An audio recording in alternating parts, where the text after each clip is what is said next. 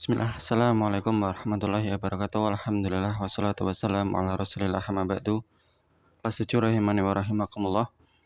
Masuk ke pelajaran ke-7, yaitu pelajaran tafsir surat Abasa, yang bagian pertama.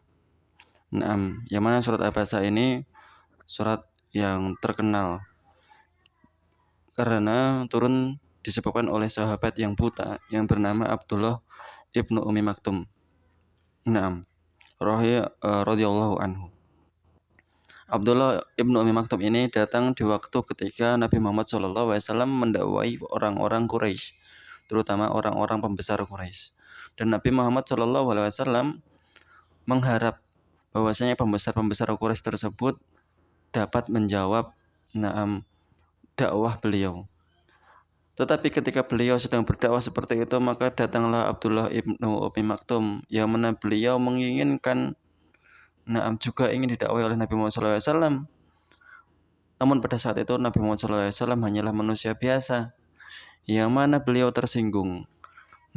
Beliau tidak suka atas kehadiran Abdullah ibnu Maktum, sehingga Nabi SAW berpaling dari Abdullah ibnu Maktum dan beliau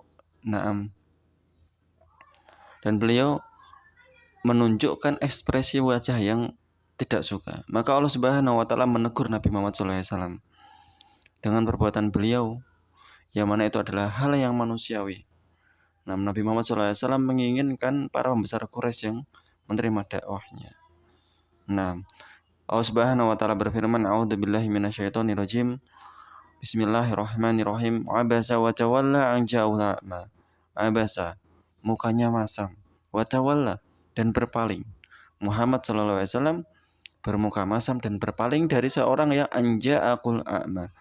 Ketika datang seorang datang al-a'ma, orang yang buta, yaitu Abdullah ibnu Umi Maktum. Wa ma yudrika la'allahu yazakka. Wa ma yudrika, mungkin engkau tidak tahu, la'allahu yazakka, sekiranya mungkin dia Abdullah ibnu Umi Maktum ini ingin membersihkan dirinya. Atau ingin mendapatkan pelajaran darimu, ingin mendapatkan ceramah, ingin mendapatkan wasiat-wasiat Nabi juga. Amma man istagna, adapun orang-orang yang al-agna, nistagna, orang yang merasa cukup, yaitu orang-orang yang didakwai oleh Nabi Muhammad SAW tadi, orang-orang kaya dari golongan Quraisy. Fa'angta lahu tasodda. Maka bagi engkau lahu tasodda. Tasodda itu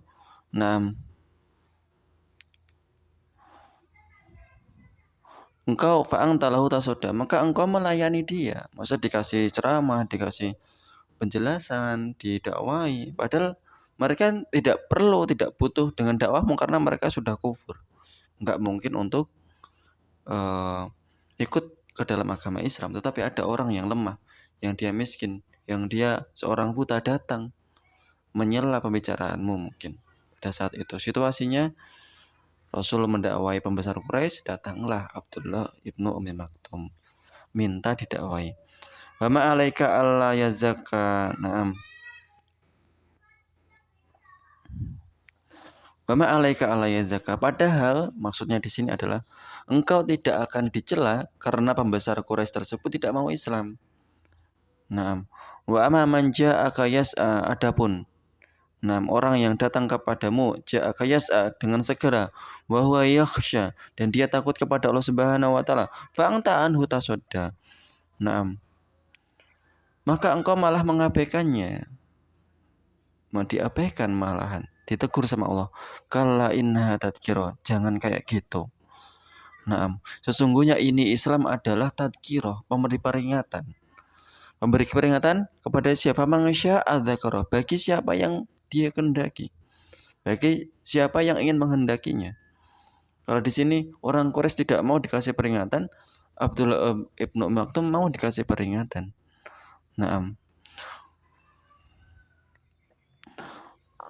Kemudian mangsya'a dzakara fi suhufim mukarramah, dalam kitab-kitab yang dimuliakan, marfu'atim mutahharah, yang ditinggikan lagi disucikan, bi'aidis safarah, di tangan para penulis malaikat kiramim bararah yang mulia lagi berbakti. Qutilal insanu ma akfarah. Ini sudah berpindah temanya ya. Sudah berpindah. Naam. Qutilal insanu ma akfarah, sungguh celaka bagi mereka manusia atas apa yang mereka kufuri. Naam. Ini kecelakaan bagi orang yang dia tadi membesar Quraisynya tadi tidak mau dikasih peringatan. Tayyib. Ada beberapa di sini ada kosakata ya. Antum bisa baca sendiri. Nah, faedah dan kesimpulannya yang pertama, ini surat ini diawali dengan domir. Domir itu kata ganti. Abasa wa tawalla. Dia bermuka masam dan dia berpaling. Tidak dijelaskan siapa ini dia di sini. Nah, ini dalam rangka penjagaan Allah Subhanahu wa taala. Dalam rangka Allah Subhanahu wa taala mengajari kita ketika kita memberi nasihat, maka berilah nasihat dengan lemah lembut. Allah Subhanahu wa taala tidak mengatakan Nabi Muhammad abasa wa tawalla. Tidak. Nah, tapi hanya mengatakan abasa wa tawalla dengan domir goib. Ya, kata ganti orang ketiga. Yang mana tidak disebutkan. Ini termasuk hikmah.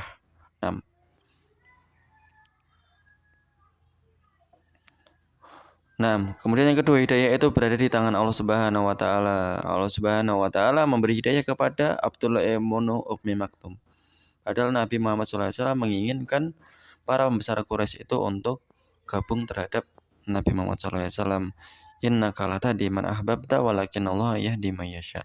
Sesungguhnya engkau tidak akan bisa memberi hidayah kepada orang yang engkau cintai, tetapi Allah yang akan memberi hidayah kepada orang yang Dia kehendaki. Yang ketiga, kewajiban bagi setiap muslim untuk berdakwah di jalan Allah Subhanahu wa taala, memberikan ilmu kepada siapa saja. Kepada adiknya, kepada orang tuanya, kepada temannya. Tidak harus di panggung-panggung ceramah, di mimbar-mimbar khutbah, tidak harus. Ketika saat kita main melihat temannya makan dengan tangan kiri, kita tegur. Itu termasuk memberikan ilmu kepada teman kita. Yang keempat adalah Al-Quran adalah tadhkirah, peringatan. Faman syaa dzakara, kepada orang yang mau untuk mengambil manfaat dari Al-Quran tersebut. Yang kelima, dianjurkan bagi setiap muslim untuk memelihara kitab Allah. Karena itu adalah kitab yang dimuliakan. Yang keenam, Allah Subhanahu wa taala mencela orang kafir yang mengingkari hari kebangkitan. Maka betapa besar kekafiran orang kafir kepada Allah, betapa besar kedzaliman dan pengkhianatan dia.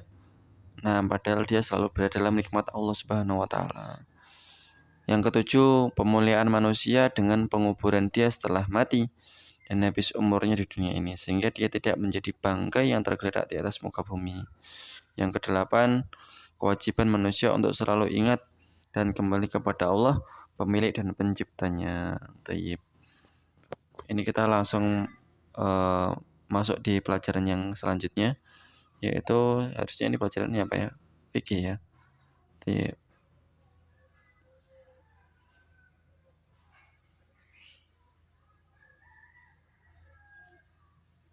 Kita langsung masuk pelajaran fikih. Fikih kelas 7. Kemarin kita sudah sampai di, saya pause dulu. Kita sudah sampai di membuang hajat, yaitu kemarin sudah lewati hal-hal yang dibolehkan, disunahkan dan diharamkan ketika membuang hajat. Sekarang dan hal yang diwajibkan. Salah satu hal yang diwajibkan adalah istinja dan istijmar, yaitu membersihkan dari buang hajat, bersuci dari buang hajat. Istinja adalah menghilangkan bekas kotoran yang keluar dari dua jalan dengan menggunakan air bersih. Itu namanya istinja. Istijmar pengertiannya sama tapi tidak menggunakan air.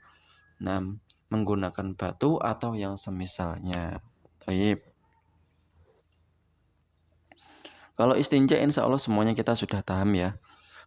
Bagaimana dengan istijmar? Istijmar itu di sini adalah bersuci tanpa menggunakan air. Tayyib. Alat untuk bersuci tersebut harus memenuhi syarat-syarat. Di antara syaratnya adalah yang pertama, bendanya suci.